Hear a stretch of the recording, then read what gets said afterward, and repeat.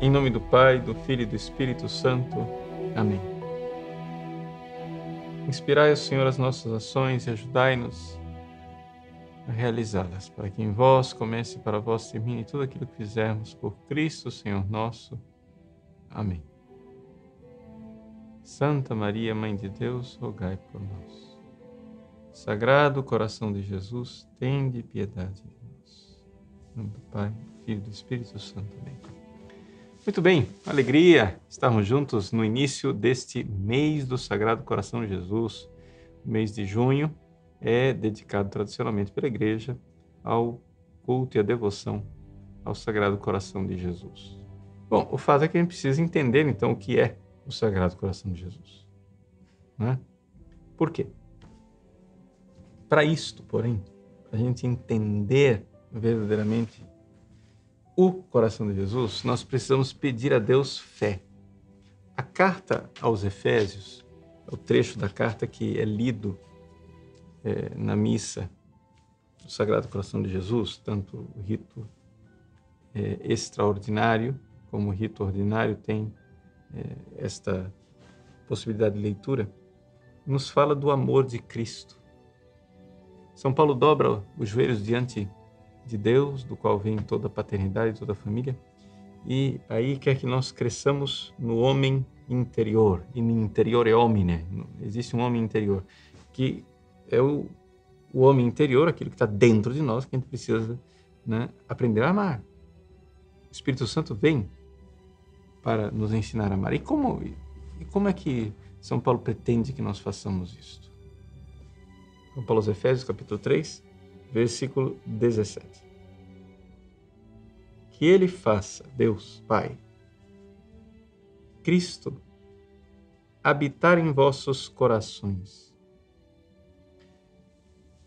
No grego original, katoikeo, não é só habitar, habitar é oikeo. Katoikeo quer dizer quando uma pessoa, né, que está de viagem e ela vai morar ali, ela toma posse daquele lugar. Né? Ela inabitou. Inabitar aqui quer dizer habitar num lugar, mas como alguém que veio de viagem e ali tomou posse da sua habitação. Né? Que o Cristo venha habitar em vossos corações pela fé. Quem está acostumado a acompanhar o nosso site sabe da nossa insistência no ato de fé exercido, né? A fé, verdadeiramente, é a fé, através dessa fé que Cristo vem habitar em nossos corações, a fim de que sejais enraizados. A metáfora aqui é de uma raiz, de uma árvore. E bem firmados, a metáfora aqui é de um edifício, no amor. Então, estareis capacitados a entender com todos os santos. Veja só, São Paulo está dizendo aqui que os santos têm essa experiência. Se você não tem essa experiência ainda, é porque você ainda não é santo, mas nós queremos que você seja santo. São Paulo diz, olha aí, vamos lá, você tem que crescer no homem interior pelo Espírito Santo para ser santo. Como que você vai fazer isso? Pela fé. No ato de fé, o Cristo vem, pelo ato de fé, habitar no seu coração. E lá ele vai, como uma raiz de uma árvore, criar raiz. Como uma casa bem sólida, edificada, ele vai construir um edifício. E isso ele faz nos santos. Então, com os santos, você vai entender o quê? A largura e o comprimento, a altura e a profundidade o do amor de Cristo, que ultrapassa todo conhecimento, e sereis repletos, cheios da plenitude de Deus.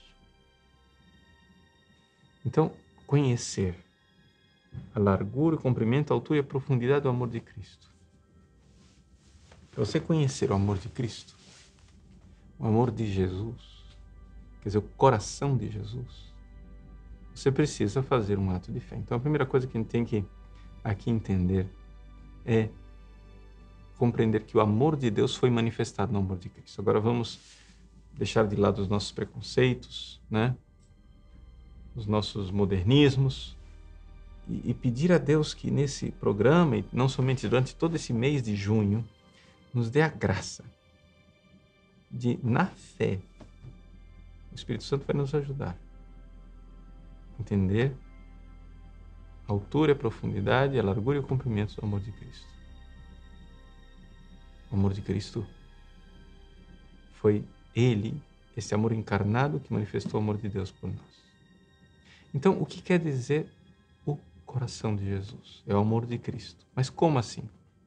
Como assim? A gente não pode simplesmente falar do amor de Cristo e descartar essa história de coração? Não. Nós não podemos descartar a realidade do coração. Estou falando aqui do músculo do miocárdio mesmo, né? Do coração físico. Por quê?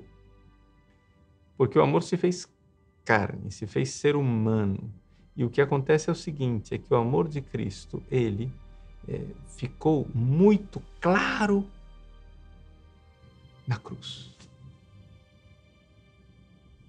Quando você, sem fé, olha para a cruz de Cristo, o que você vê ali é um crime. Uma cena horrorosa, né, de um ser humano dilacerado. E não somente isso. Se você estuda toda a história daquela condenação, é um inocente. Você vê um crime de um inocente condenado à morte. Ponto. Acabou e parou por aí. Sem fé. Mas pela fé nós somos capazes de penetrar aquela realidade da cruz de Cristo e encontrar ali a altura e a profundidade, a largura e o comprimento do amor de Cristo. Na cruz. Na cruz o coração de Jesus foi transpassado pela lança. E aquele que é símbolo, também na linguagem bíblica, do centro da vida interior do ser humano, que é o coração, né? Em hebraico, lev, em grego, né? Cardia. O coração é sempre na linguagem bíblica, é o centro do ser humano. O coração de Cristo, nesta metáfora extraordinária do amor, o coração físico de Cristo foi transpassado, foi golpeado, foi chagado. Isso é uma realidade. Isso é algo que é tão humano, tão extraordinariamente humano, que é escandaloso. Por quê? Porque algumas pessoas mais, assim, talvez intelectuais, vão ter aquela tendência dos primeiros hereges, né, no início do cristianismo, que pensavam assim: não, Deus é espírito, né? E ele veio manifestar o amor dele, então Cristo não era um ser humano de verdade. Cristo era uma aparência, o docetismo, a heresia do docetismo. Eles diziam: Jesus não era um ser humano igual a nós. Era um holograma, né? Era uma aparência de ser humano. De tal forma que Deus manifestou o seu amor espiritual, porque, afinal das contas, o amor carnal, o amor humano, esse amor passional humano, não é digno de Deus. A igreja condenou isso. Deus nos amou. E nos amou com amor espiritual. Claro, o amor caridade, que é o próprio Deus, mas nos amou com amor humano, com todos os níveis do amor humano. O físico, o sensível e o espiritual. Então, assim, nós poderíamos dizer assim que, além do nível físico, propriamente dito, do órgão físico, do coração, que é simplesmente um sinal, uma metáfora, né? Uma expressão externa, Cristo nos amou com 3 amores que eram um amor só. E isso daqui não é uma teoria minha. O próprio Papa Pio XII, na sua famosa encíclica Aurietis Aquas, uma encíclica que ele publicou no dia 15 de maio de 1956, que era o centenário da instituição da festa do Sagrado Coração de Jesus pelo bem-aventurado Pio nono, ele diz no número 21 da sua encíclica. Olha só, o título não faz parte do texto oficial, né? Mas o título nos ajuda, o subtítulo aqui. Tríplice amor do Redentor para com o gênero humano, divino, espiritual e sensível. Três amores, tríplice amor. Ou seja, é um amor só, mas com 3 níveis. E aqui é interessante isso porque não é só uma curiosidade teológica. Sabe por quê? Porque nós vamos ter que amá-lo de volta com esse tríplice amor também. Nós vamos ter que arranjar dentro de nós a mesma coisa. Isso aqui é fantástico. Ou seja, isso aqui que eu vou explicar sobre Jesus, o amor de Jesus, isso, claro, adaptando a nossa miséria, nós vamos ter que responder a esse amor. Vamos parar para pensar um pouco que 3 amores são esses. Bom, a primeira coisa, o primeiro amor é o amor divino, não é verdade? Ou seja, Jesus nos amou com amor divino, isso aí é óbvio.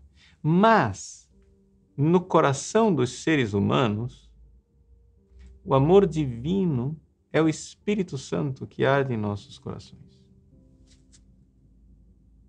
Então existe uma realidade divina, porque Deus quer que nós o amemos, e o amemos divinamente. Você vai olhar para você e vai dizer assim, eu não sou capaz. Eu não sou capaz de amar Deus com amor divino. Ah, muito bem, então Deus, é fantástico isso. Deus nos dá o amor com o qual Ele quer ser amado. Deus nos dá o Espírito Santo. Nas representações do Sagrado Coração de Jesus, não é? Este amor divino, ele é representado, né, por aquelas chamas que saem do coração. Né? Amor divino, o Espírito Santo, chamas de amor que ardiam no coração de Jesus. Então, é evidente, Jesus é Deus que se fez homem, mas até mesmo enquanto homem, por um mistério que é somente dele, da união hipostática, ele nos ama com amor divino. Portanto, é o amor do Pai, do Filho e do Espírito Santo. Nós fazemos isso por graça. Daqui a pouco a gente fala da gente. Vamos falar de Jesus, primeira coisa. Então, assim, o Papa Pio XII diz assim, são indícios em símbolos de um amor verdadeiro, totalmente espiritual, com o qual Deus ama o gênero humano. Então, a primeira coisa é que no Antigo Testamento, Deus nos fala de um amor verdadeiro, né? Com o qual, um amor totalmente espiritual, com o qual Deus ama o ser humano. Porém, não para por aí. O amor que se exala do Evangelho, então, aí no Novo Testamento, das cartas dos apóstolos, das páginas do Apocalipse, onde se escreve o amor, descreve o amor do coração de Jesus, não compreende somente a caridade divina, mas se estende também aos sentimentos do afeto humano. Para todo aquele que faz profissão de fé católica, essa verdade é indiscutível.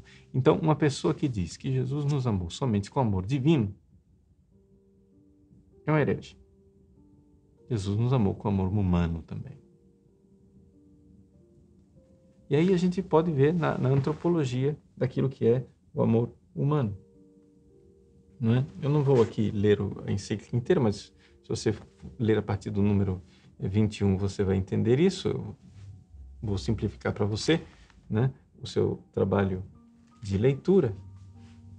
Mas, só para afirmar mais ainda essa coisa do Papa está dizendo que é solenemente confirmado, ele cita, né, o Toma Flaviano, a famosa carta de São Leão Magno a Flaviano, que era patriarca de Constantinopla, portanto, antes do concílio de Calcedônia.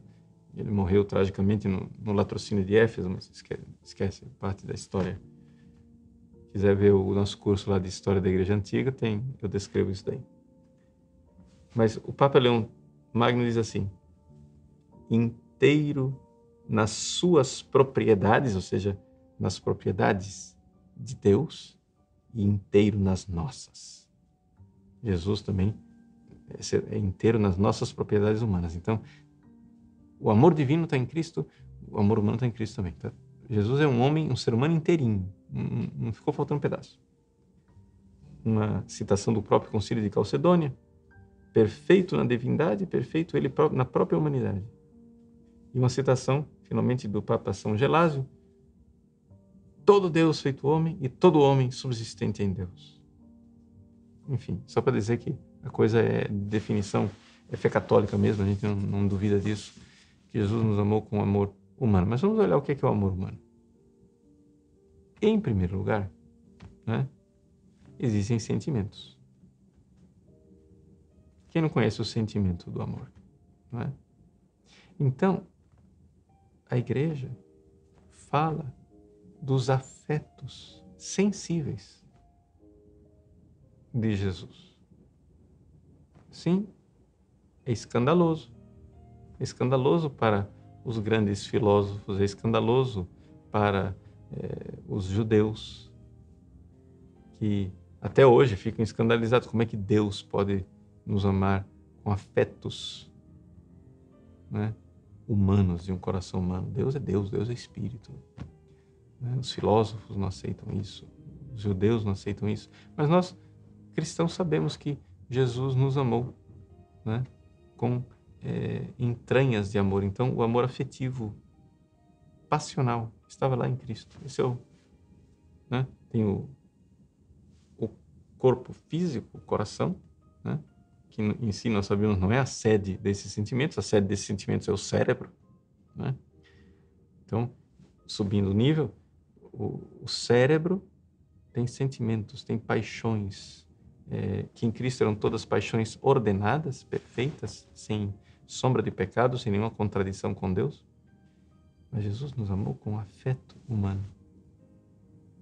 Nós, brasileiros, usaríamos a expressão: Jesus tinha carinho, afeto, né? Um amor afetivo, terno. E só de pensar isso, embora seja filosoficamente escandaloso, só de refletir sobre isso no nosso coração, a gente já vê o afeto brotar. Jesus pensava em mim com ternura. Jesus pensava em mim como um amigo quer se unir ao amigo. E saber que isso é um dogma de fé. Saber que isso não é poesia que eu estou dizendo. Nesse primeiro nível, sim, é um nível baixo, sim, claro, um nível passional. Mas, como diz Santo Anselmo, né, contra Pedro Abelardo, que era, né, o amor, a caridade, ela é desinteressada, etc. Sim, a caridade é desinteressada, é verdade, sim, mas o amor humano, no seu nível básico, fundamental e afetivo, ele não é mau. Precisou um monge dizer isso para o Pedro Abelardo, que infelizmente conhecia o amor humano passional de forma bem pecaminosa com a Heloísa, né? Fazer o quê? Então, precisou um monge com voto de castidade para defender o amor eros, o amor erótico. Enquanto o filósofo apaixonado por Heloísa condenou o amor erótico como ruim. Bom, é típico dos hereges, diz São João Crisóstomo, enrubescer de vergonha diante daquilo que é tão maravilhoso, o amor humano. Claro, é amor sem erotismo, é amor sem luxúria, é amor sem, evidente, desordem. Mas Jesus nos amou com afeto. Não existe amor de um pai humano aqui da terra que tenha os afetos das entranhas de Cristo. Não existe o amor de uma mãe, a mais terna que seja, que tenha os afetos do coração de Cristo. Não existe o amor do mais devotado dos esposos que tenha os afetos do amor de Cristo por nós. E só de pensar nisso, o nosso coração se move. Sim, porque é isso. Emoção. Nosso coração se move. Ele me amou. Mas não para por aí. E nós estamos ainda no nível básico. Vamos subir de andar. Jesus tinha alma. E esta é a verdadeiro coração de Jesus. Tá? Porque é aquele que governa as coisas. A alma de Cristo. Como é que nós amamos de forma elevada, como os animais não são capazes de amar? Com atos de vontade, com uma coisa que é, desculpa a linguagem filosófica, né? O apetite irracional. O que é o apetite irracional? Vamos entender. Os animais têm apetites. Nós também temos esses mesmos apetites animais, né? Desculpa aí quem... Nós temos também apetites animais, né? Só que os apetites animais são irracionais e, portanto, eles não são livres.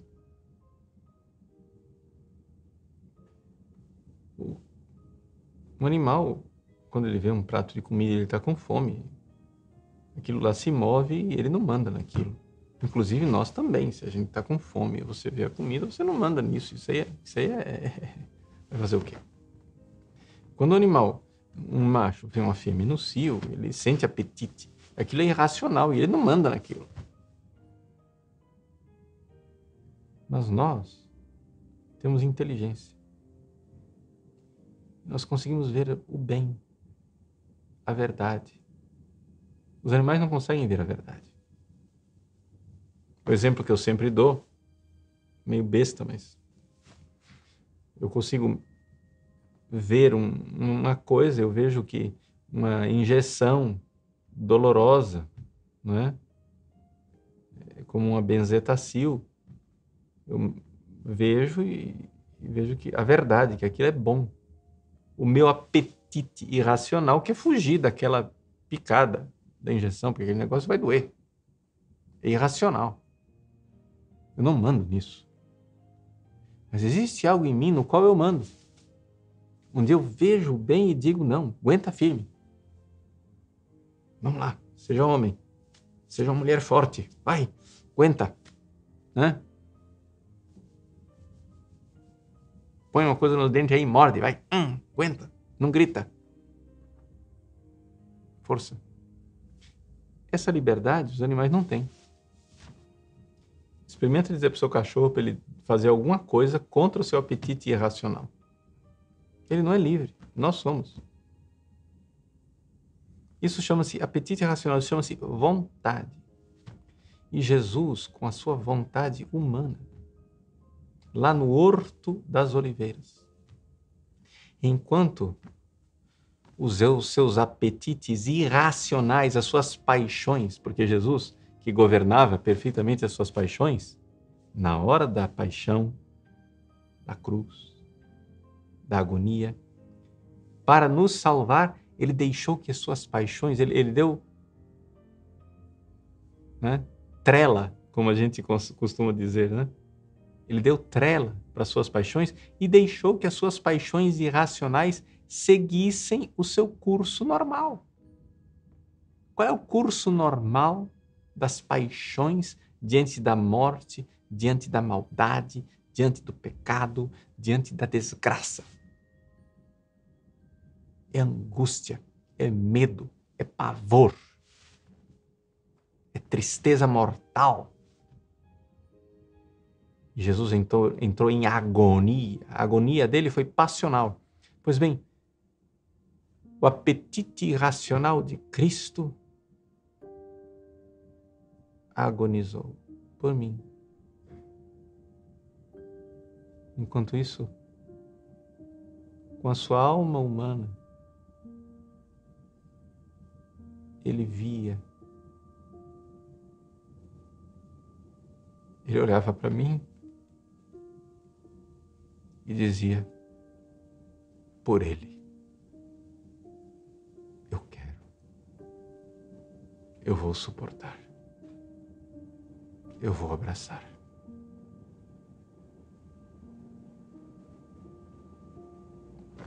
Ele pensou em mim. Ele viu a minha verdade como nem eu sou capaz de ver a minha verdade. Porque eu mascaro a minha verdade. Eu me acho melhor do que eu sou de verdade. Eu me acho mais digno daquele amor do que eu de fato sou. Eu me acho mais importante do que eu de fato sou. Ele viu a minha verdade. E vendo a minha verdade, ele poderia racionalmente, inteligentemente, verdadeiramente ter optado pela repulsa, com repugnância de minha alma, como nós sentiríamos repugnância da ferida mais asquerosa, da chaga mais purulenta, fétida, podre. A minha verdade. Ele olhou a minha verdade.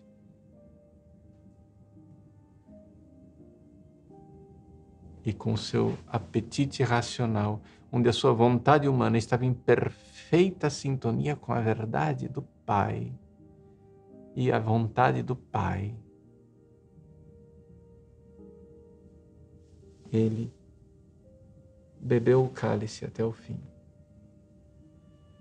E por mim, ele não me rejeitou. Suas paixões, o apetite irracional do Cristo na hora da paixão, na hora da agonia do Horto das Oliveiras, todas as suas paixões deixadas de rédea livre, seguindo o seu curso. O que a nossa paixão irracional sente diante de uma ferida purulenta? Repulsa.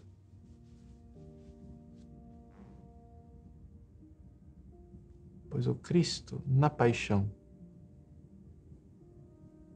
olhando para os pecados da humanidade, para os meus pecados, sentiu repulsa. E, no entanto, por livre vontade, aquela vontade humana santíssima que jamais contradisse a vontade de Deus. Tem gente que assim, me desculpa, aqui um momento, inclusive, de confissão e de meia-culpa. Tem gente que faz meditações sobre a agonia do Horto das Oliveiras como se a vontade humana de Cristo estivesse lutando com a vontade de Deus. E eu, miseravelmente, já fiz meditações e já falei sobre isso. Antropologia errada, teologia errada. Eu agradeço Santo Tomás de Aquino, eu agradeço o Pio XII, agradeço o Santo Magistério da Igreja, agradeço São João da Cruz, o Beato Maria Eugênio, etc. Toda essa gente que põe a antropologia correta. E entenda o seguinte: não houve nenhuma luta entre a vontade humana de Cristo e a vontade divina. Porque essa vontade humana de Cristo e a vontade divina sempre foi, a vontade humana de Cristo sempre foi santíssima. Ele jamais quis. A luta, a agonia, né? Ela estava internamente entre a decisão e aquilo que eram as paixões, não somente dentro da própria vontade de Cristo, né? Havia ali um puxão contrário, mas que nunca foi deliberativo, nunca foi decisão. Jesus nunca se revoltou contra Deus.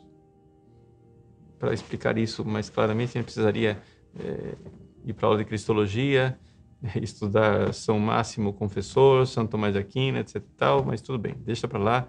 É todo o problema que ficou bem claro através do monotelismo e compreensão limitada. Isso é uma nota de rodapé, esquece, estou falando demais, não devia falar nada disso.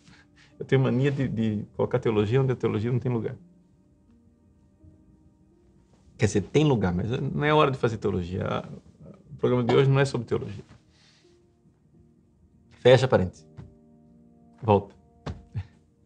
Então, veja só. A vontade, o apetite racional de nosso Senhor Jesus Cristo, a vontade da alma de Cristo.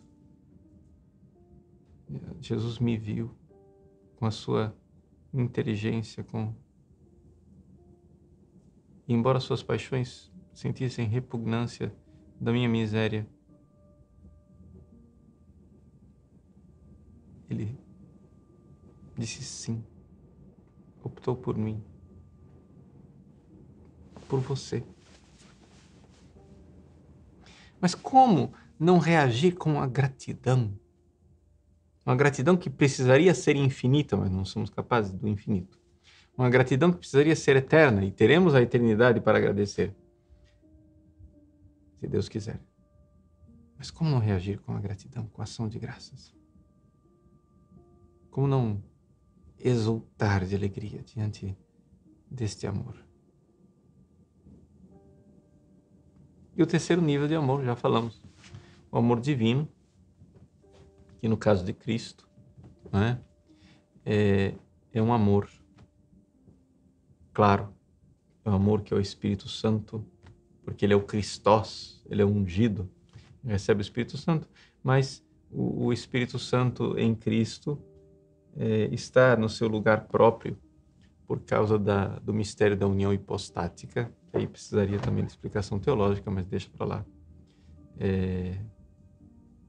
Mas assim, aquilo que o Cristo tem por união hipostática, nós temos por graça. Agora vamos à nossa reação. Como reagir a esse amor? Como responder a este amor? Né? Aí nós iniciamos o nosso programa com a provocação dizendo, mas é Beatice, Carolice, né? Devoção ao Sagrado Coração de Jesus? Bom, eu espero que por essa explicação já fique autoevidente que a devoção ao Sagrado Coração de Jesus não é um opcional. Faz parte da fé católica. E não ter devoção pelo Sagrado Coração de Jesus é absurdo. Agora, claro, Pio XII, ele explica com toda clareza, lembrando Santo Tomás de Aquino, que quando ele fala de devoção, não vou achar aqui, enfim, devoção é uma prontidão da vontade. Então, assim, diante desta verdade que nós acabamos de fazer uma meditação aqui juntos, diante dessa verdade, quando essa verdade brilha dentro de nós, a sua vontade deve estar pronta para dizer, mas eu quero amá-lo de volta. É a prontidão para servir a Deus e para amá-lo. Então a devoção ao Sagrado Coração de Jesus, uma vez que você medita, nós estamos falando aqui de se é uma verdade de fé obrigatória, a reação da vontade e a prontidão da vontade é imperativa, não é um opcional. Mas claro, como é que a gente vai fazer isso? Como é que a gente vai reagir a esse amor? Bom, meus queridos, aqui nós temos que então enxergar que nós temos esses 3 níveis de amor, ok? Nós temos o amor passional, os nossos sentimentos, as nossas emoções. Nós temos o amor do apetite racional, de quem vê a verdade do amado e quer se unir a ele com uma livre escolha, um amor de eleição, de escolha. E a gente tem o nível maior ainda, que é o fato de que o Espírito Santo derramado em nossos corações faz com que nós cresçamos no mundo, no homem interior, como eu acabei de ler na carta aos Efésios. Então, para a gente crescer nisto, a primeira coisa é a gente entender que, na fé, quando a gente faz um ato de fé, o Cristo vem em nossos corações e nos dá essa compreensão. Ou seja, não há reação de amor se não houver antes uma luz que brilha dentro de nós. E essa luz que ilumina a inteligência depois convida a vontade para amá-lo de volta. Então, assim, a gente precisa entender isso, que essa luz é o ressuscitado, que no ato de fé envia o Espírito Santo para nós, faz com que essa luz brilhe dentro de nós. Então aqui, a nossa inteligência é iluminada, a nossa vontade é convidada. Então ali você já vê aquela chama de amor divino que está em nós, mas que, claro, para nós que somos principiantes, aparece como uma pequena fagulha, não é uma labareda, né? Mas é uma fagulha de uma imensa fogueira que Deus quer atear dentro de nós. Mas tudo começa com uma fagulha. Quando a gente compreende minimamente com que amor nós fomos amados, minimamente com que amor infinito Deus nos amou, dentro de nós brota inclusive a prece de dizer: Senhor, eu queria tanto vos amar de volta. E então nós precisamos amá-lo de volta para reparar as ofensas que nós fizemos, de tudo aquilo que ele sofreu por nós na cruz, de tudo aquilo que são as ofensas feitas por nossos pecados contra Deus. Se você ama, você diz: mas Senhor, perdão. Claro que nós não podemos reparar suficientemente. O Cristo reparou na cruz por nós, mais do que superabundantemente todas as ofensas, né? Como Santa Teresinha disse a Madre Inês nas suas últimas palavras na enfermaria, né? Que fazendo uma comparação entre nossas ofensas e o amor de Cristo, né?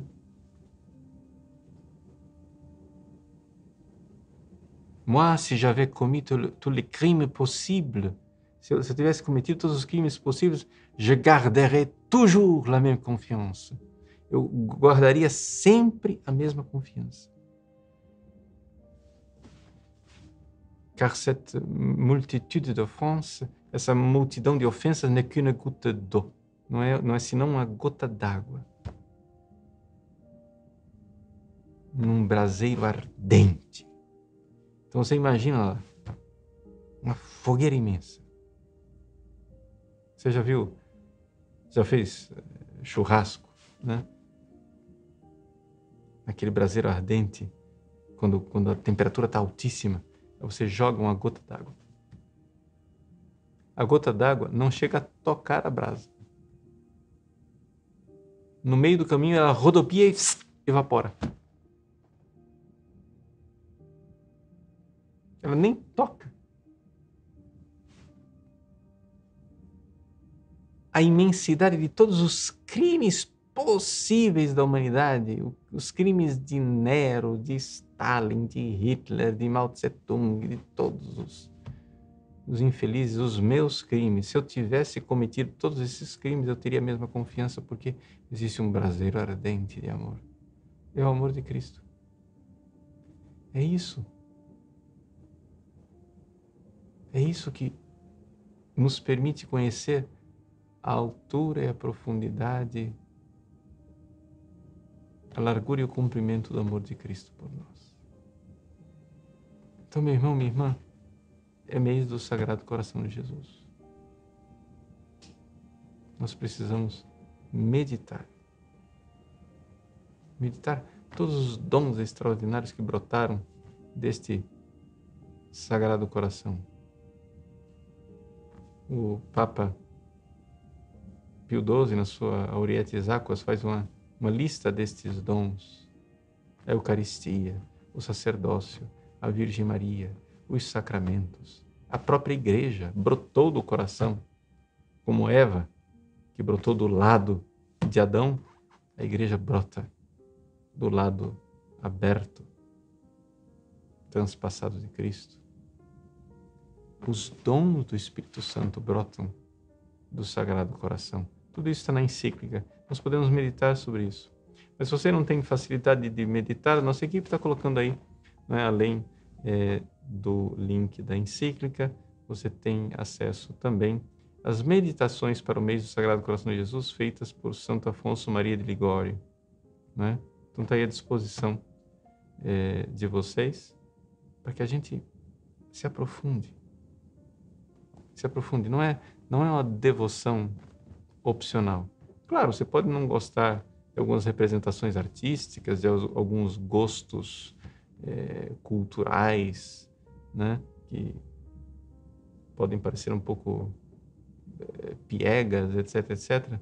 Mas existe por trás de algumas coisas que você pode não gostar artisticamente, existe uma verdade que é católica e que, portanto, é dogmática.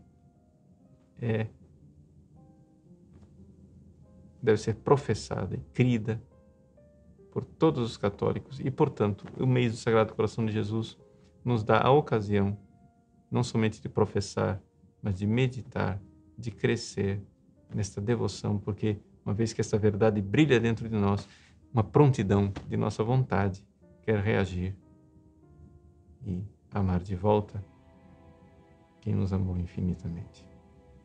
Então, que Deus do alto do céu ilumine a sua inteligência, convide a sua vontade para amarmos o Cristo que nos amou com este amor infinito do seu sacratíssimo coração.